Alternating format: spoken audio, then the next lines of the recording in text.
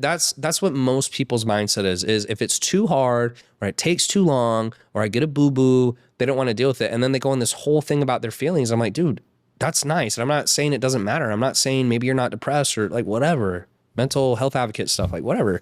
But at the end of the day, it doesn't fucking matter. Facts. Nobody cares. And so for me, I find it more helpful to simply go, I don't feel like doing it. Ignore that. Do it anyways.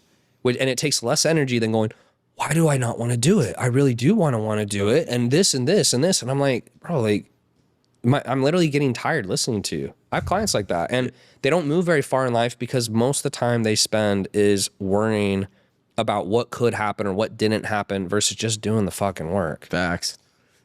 Yeah.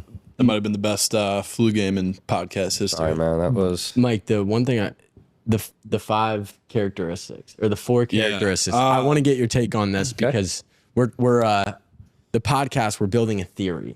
Okay. So like everybody we interview, obviously everyone we want to bring on is a high performer, successful, and there's a running theory that we're keeping and hopefully we'll keep changing as we do this. But what are we're trying to find the commonalities between high performers. Is there something that across the board, like if you're a high performer, you have this innately, right?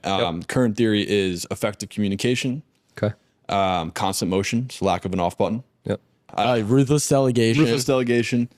And what was the last one? I don't remember the last one, but point being, what are your thoughts on? What are the common threads? Yeah, I think I said earlier a bit. I think there is some insecurity. There's some insecurity that drives them to prove that they are who they say they are. Mm-hmm.